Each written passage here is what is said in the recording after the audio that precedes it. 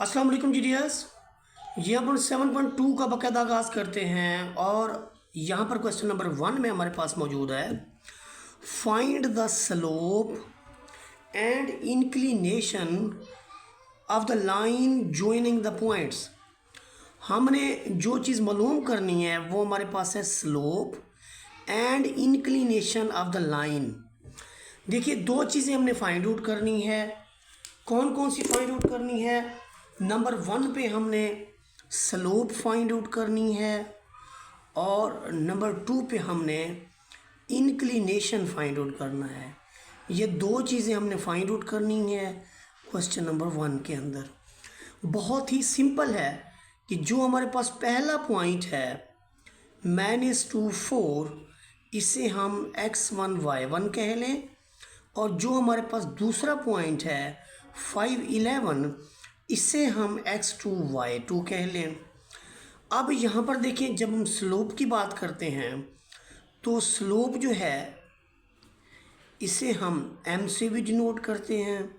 ये हमें फार्मूला देता है y2 minus y1 over x2 minus x1। अब यहाँ पर जस्ट आप इसकी वैल्यूज़ को पुट करेंगे।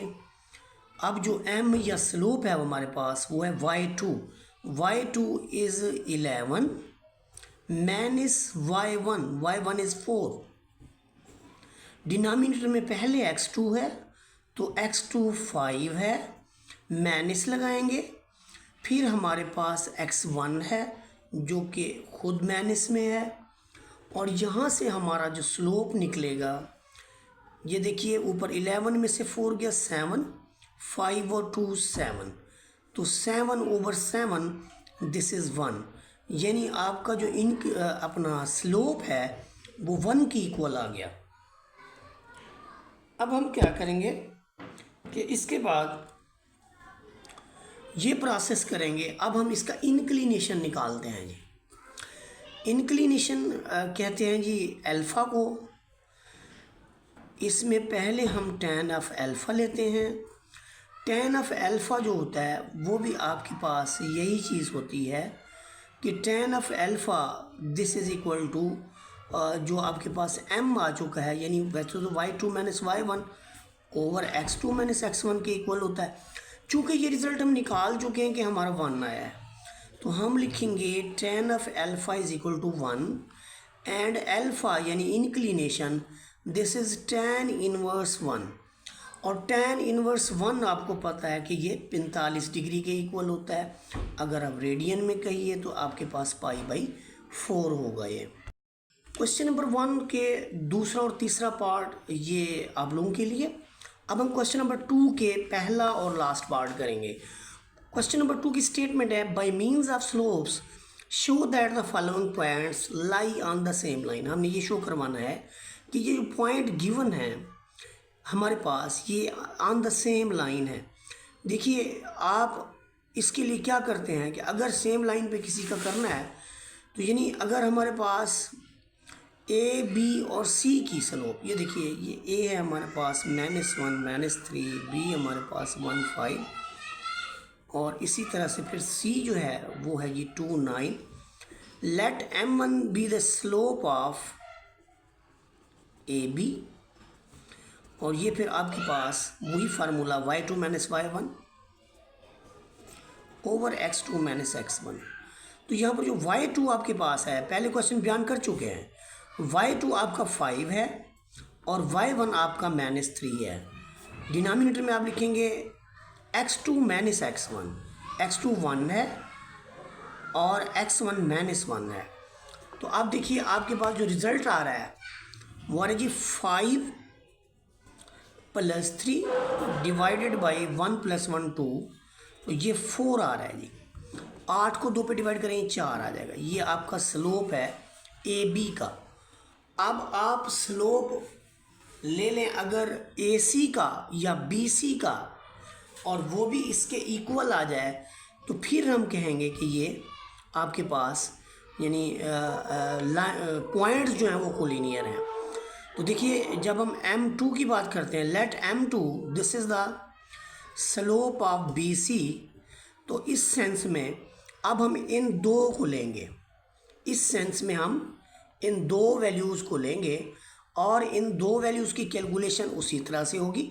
y2 माइनस y1 यानी 9 माइनस 5 over x2 minus x1, 2 minus 1, तो 5, 9 माइनस 5 4 divided by 1, so m2 this is equal to 1 as, अब हम ये लिखेंगे एज स्लोप ऑफ, सॉरी ये 4 आ गया आपके पास, slope of A B this is equal to slope of B C. जब दोनों की स्लोप इक्वल आ जाए तो हम ऐसी सूरत में कहते हैं A B and C, points A B and C are collinear. यानी हमने ए बी, ये देखिए हमने ए बी लिया, M1 हमने ए बी को कहा, फिर हमने M2 जो है वो बी सी को कहा और दोनों की स्लोप इक्वल आई, M1 भी 4 आया और M2 भी आपके पास 4 आया। तो ऐसी सिचुएशन में हम कहते हैं कि जब स्लोप्स इक्वल हों तो पॉइंट्स आपके कोलिनियर होते हैं, यानी सेम लाइन में लाई करते हैं। जब हम क्वेश्चन नंबर इसके में पार्ट नंबर 4 की बात करते हैं तो हम देखते हैं, तो जब हम बात करते हैं इस पॉइंट नंबर 4 की, तो इसके अंदर देखिए कि फ़र्ज़ करें मैं लिखता हूँ जी स्लोप ऑफ एक्स वाई। तो एक्स वाई की जब मैं स्लोप लूँगा तो आप देखिए मेरे पास y2 a प्लस बी है, इसमें से मैं y1 यानी 2b निकालूँगा और मेरे पास जो दूसरी वैल्यू है ये x2 माइनस x1, ये है जी c माइनस a, और ये स्लोप निकलेगी a plus B minus 2b over c minus a, ये बन जाएगी जी a minus B over c minus a। ये फ़र्ज़ करता हूँ मैं कि M1 है। अब मैं स्लोप लेता हूँ जी yz की, तो slope of yz this is equal to, अब yz की जब हम बात करेंगे तो ये हमारे पास y2 2ay होगा, इसमें से निकलेगा a प्लस बी, और सिमिलरली ये आपके पास होगा x2, इसमें से निकलेगा ये वाला 2c माइनस a और माइनस c। तो देखिए ये आपके पास बना 2a minus B divided by 2c में से एक c गया तो c बच गया, c माइनस a, 2a में से एक गया तो a बच गया, a minus B over c minus a। अब आप ये देखिए कि मैं अगर इसको M2 कह दूँ तो मेरे पास जो आंसर M1 का था वही आंसर M2 का है। तो इसका मतलब क्या हुआ कि x, y and z are collinear. तो हमारा टॉपिक भी यही था, क्वेश्चन भी यही था कि बाय मीन्स ऑफ स्लोप्स, कि स्लोप्स के ज़रिए आप ये बताएं, bye means of slopes show that the following points lie on the same line. तो ये हमने बताना था और इस वीडियो के अंदर हम ये बताने में कामयाब हो गए हैं कि अगर दोनों यानी M1 और M2 अगर आपके पास इक्वल हैं तो पॉइंट्स कोलिनियर हैं, यानी slope of X Y if this is equal to slope of Y Z. एक और चीज़ भी देख लें कि अगर एक्स वाई के बाद आप एक्स जी लेते हैं और वो भी आपके पास इक्वल ही आएगी इक्वल, जब पॉइंट्स कोलिनियर होंगे तो वो भी इक्वल आएगी। अब इसके बाद हम बढ़ेंगे क्वेश्चन नंबर 3 की तरफ। जहाँ तक हम क्वेश्चन नंबर 3 की बात करते हैं तो वो कहते हैं find k so that the line joining A B. देखिए एक ऐसी लाइन है जो ए बी को मिला रही है और वही लाइन सी डी को भी मिला रही है। ये जो इन दो पॉइंट्स को और इन दो पॉइंट्स को मिलाने वाली लाइंस हैं वो एक बार वो कहते हैं पैरेलल हैं। तो याद रखिए जब लाइंस पैरेलल होती हैं तो उनकी स्लोप्स इक्वल होती हैं। तो देखिए ये हमारे पास ए बी सी डी हमारे पास दो यानी पेयर्स हैं, एक ये है एक हमारे पास ये है। इन दोनों पेयर्स का स्लोप्स अगर पैरेलल हों तो फिर के को फाइंड आउट करना है।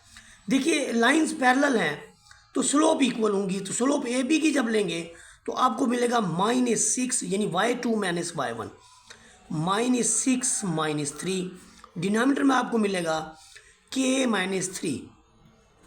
ये हमने स्लोप ले ली ए बी की, अब हम स्लोप लेंगे सी डी की। सी डी की स्लोप में देखिए जो y2 है आपके पास वो है 4, तो 4 - 5 डिवाइडेड बाई x2 - x1, -6 -2, -6 -4, तो यहाँ जो आपको रिजल्ट मिलेगा -9/k-3, this is -1 divided by -6 + 4। और यहाँ से क्या रिजल्ट मिलेगा, देखिए कि -9/k-3, this is equal to -1/-2, तो ये 1/2 के इक्वल आ गया, यानी -9/k-3, this is 1/2। Cross multiplication से हमें मिलेगा कि 1 मल्टीप्लाई होगा k-3 से, और जो 2 है वो मल्टीप्लाई होगा -9 से। यहाँ से मिलेगा k-3 is equal to -18, and k इधर -3 है, +3 कर लें, तो इधर भी आप +3 करेंगे या 3 को उस तरफ ले जाएं, बात एक है। 3 से 3 कट गया, k इज इक्वल टू -15। ये तो आपके पास था जब आपके पास जो लाइंस हैं वो पैरेलल हों। परपेंडिकुलर के केस में ये देखिए दूसरा जो पार्ट हमारे पास है वो है जी परपेंडिकुलर का केस, कि परपेंडिकुलरिटी में फिर क्या होगा। परपेंडिकुलरिटी ये है कि उनकी जो स्लोप्स हैं उनका प्रोडक्ट -1 के इक्वल है, यानी एक की अगर मैं कहूँ कि m1 है और दूसरे की स्लोप m2 है तो ये -1 होंगी, क्योंकि जब लाइंस आपके पास परपेंडिकुलर होती हैं तो फिर उनकी स्लोप्स का प्रोडक्ट -1 के इक्वल। अब ये जो m1 हमने रखा है यानी स्लोप ऑफ ए बी, ये पहले भी हम काम अभी किया हमने पिछले क्वेश्चन के अंदर, -6 -3/k-3, ये पहली वैल्यू। दूसरी वैल्यू m2 हमारे पास है 4 - 5 डिवाइडेड बाई -6 -4,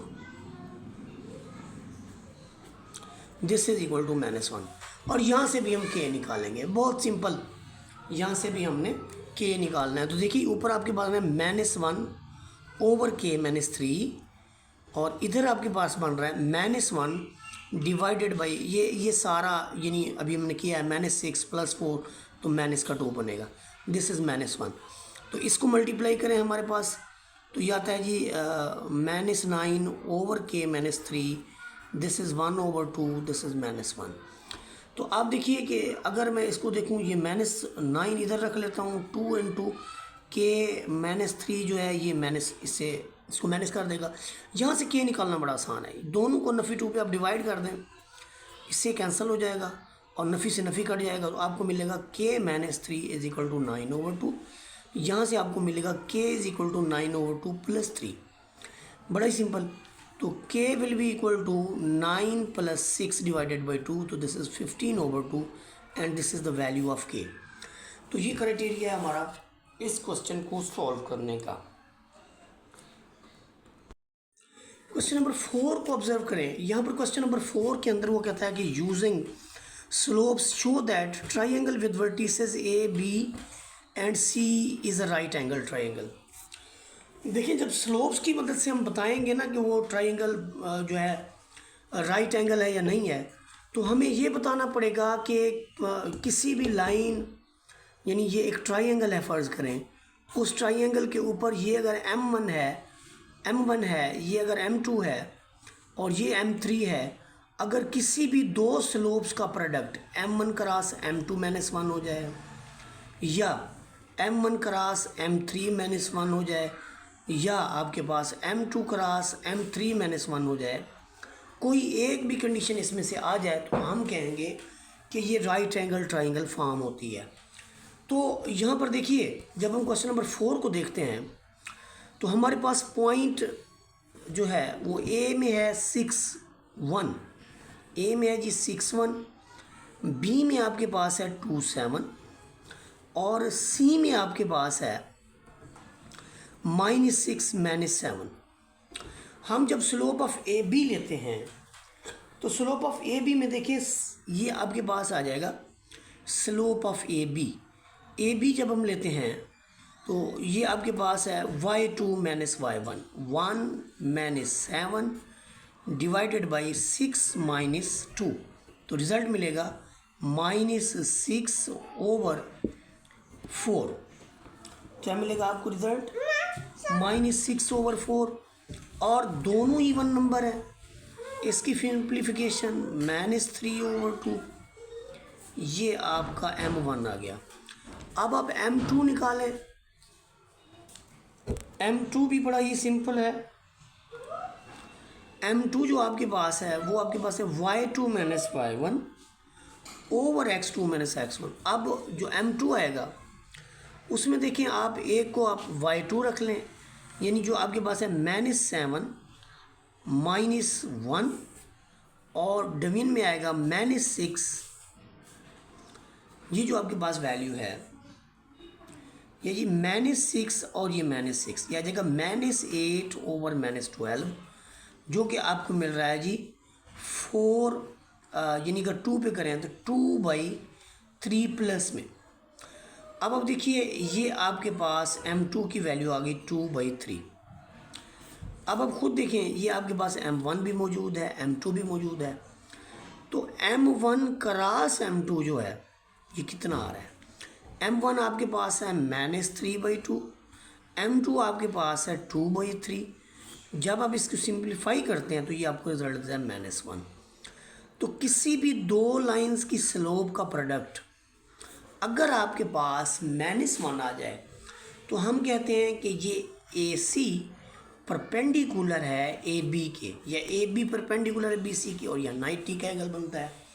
तो इसका मतलब जब 90 का एंगल बनता है तो हम कहते हैं कि ये राइट ट्रायंगल फॉर्म होती है। तो हमारे पास क्वेश्चन भी यही था कि हमने शो करवाना था कि यहाँ पर जो है वो राइट ट्रायंगल फॉर्म हो रही है। Question number 4। अब इससे बाद में आने वाले क्वेश्चन जो हैं वो इंशाल्लाह नेक्स्ट वीडियो में।